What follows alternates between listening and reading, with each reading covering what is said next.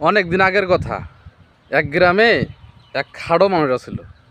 তার নাম ছিল বাট্টু। তা বাট্টু এক মায়ের এক পুত। তা ওর মায় শখ করে বিয়ে করাইছে পাশের এলাকায়। তো বিয়ার পরে আম কাঁঠাল পাকছে। বাট্টুর শ্বশুরে বাট্টুরে দাওয়াত দিছে। তা দাওয়াত খেতে গেছে বাট্টু। শ্বশুর শাশুড়ি সবাই আদর কইরা প্লেটের সামনে আম দিছে, কাঁঠাল দিছে, সব নিয়ে বাট্টু খাইতেছে।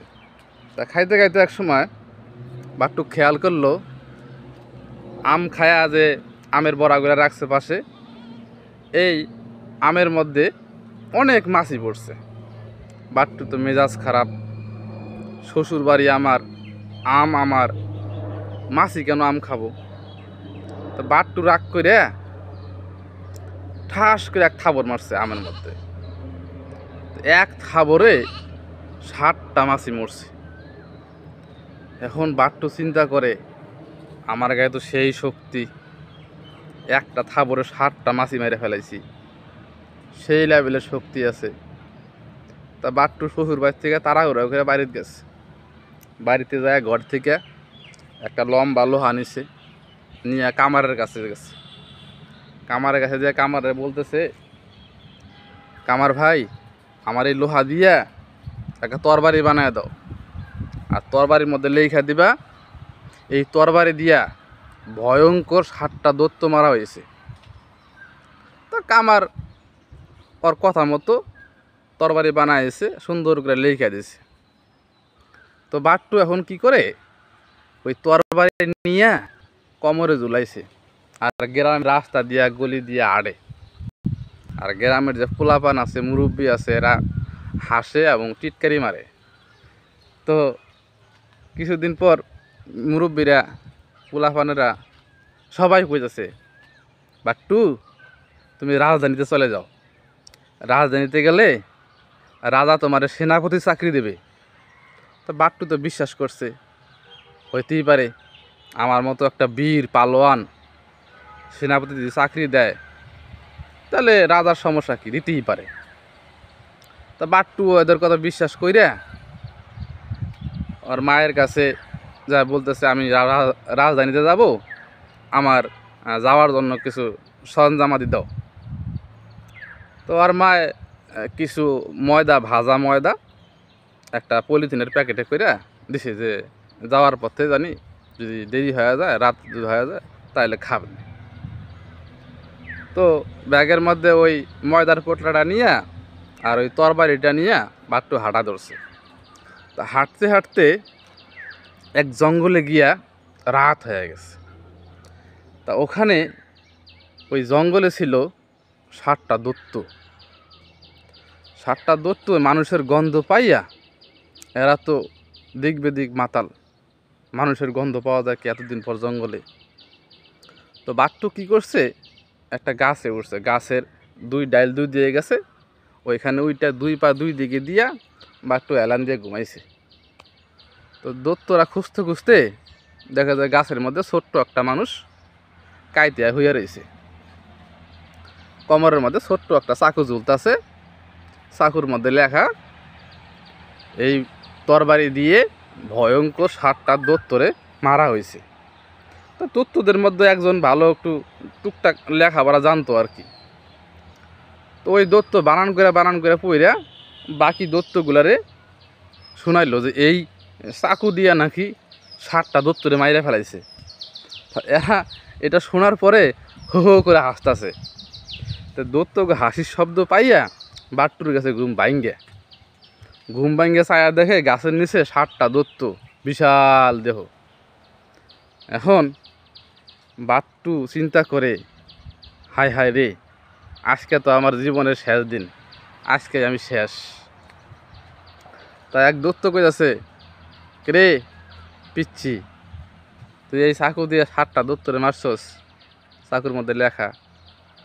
বাট্টু চিন্তা করে, এখন যদি আমি ভয় পাই তাহলে তো অবস্থা খারাপ, নিশ্চয়ই আমার সাহস দেখাইতে হবো, সাহস না দেখাইলে কোনো কাম নাই। তো বাট্টু দৈত্যকে চ্যালেঞ্জ করলো, তোমাদের কি কোনো সন্দেহ আছে, তোমরা দেখতে চাও আমার শক্তি? এখন দৈত্যরা কয়, দেখি তোর শক্তি কেমন। তো বাট্টু বুদ্ধি কইরা তারা ব্যাগের থেকে ওই ময়দার পলিথিনটা বের করছে, বের করে দত্তকে দেখা যাচ্ছে, এই দেখ এটা একটা পাথর, এই পাথর আমি এক থাবড় দিয়া পাউডার বানায় ফেলাতে পারি। তো দত্তরা বলে দেখি কীভাবে পাথর তুমি পাউডার বানায় ফেলাও। তখন বাট্টু কী করছে, পলিথিন নিয়ে ঠাস করে একটা থাবড় দিছে, এক থাবড়ে একবারে সমস্ত আটা ময়দা দত্ত গায়ে পড়ে গেছে। এখন দত্তরা কয় ওরে বাপরে বাপ, এ তো কঠিন বীর, এক থাবড়ে একটা পাথর রে পাউডার বানা ফেলাইলো, দারুণ শক্তি এই বাট্টুর গায়ে। এখন দত্তরা ওরা নামাইছে, হাতে ধরে নামাইছে, নামায়া বলতেছে ভাই আপনি আমাদের রক্ষা করেন। বাট্টু কয় কেন, কি হয়েছে তোমাদের?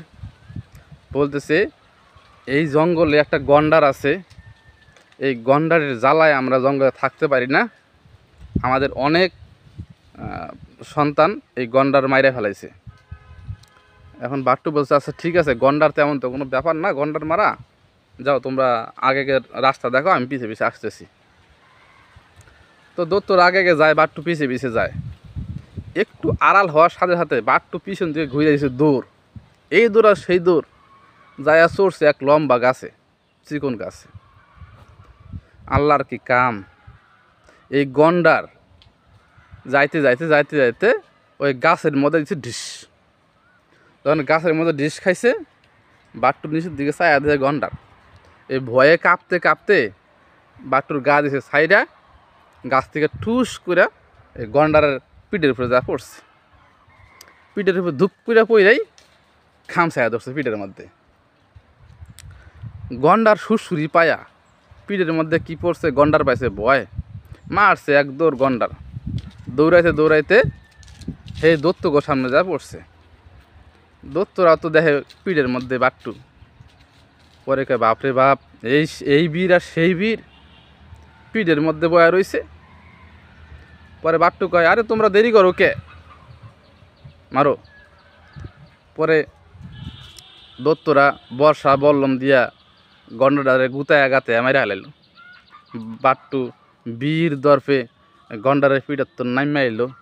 নাইমে আসার পর দত্তকে বলতেছে আমি চাইছিলাম এই গন্ডারের পিঠেতে চইরা একটু জঙ্গলটারে ঘুরে ঘুরে দেখমু, তোমরা সেই সুযোগটা আমার আর দিলা না।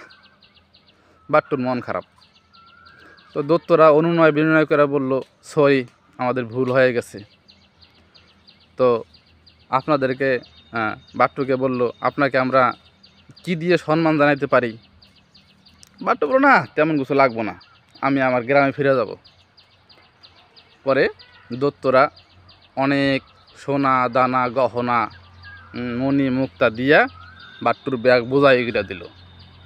তারপরে বাট্টুরে সসম্মানে জঙ্গল থেকে বাইরে করে দিল। বাট্টু হাসিতে হাসিতে নাচিতে নাচিতে তারা গ্রামে ফিরে গেল।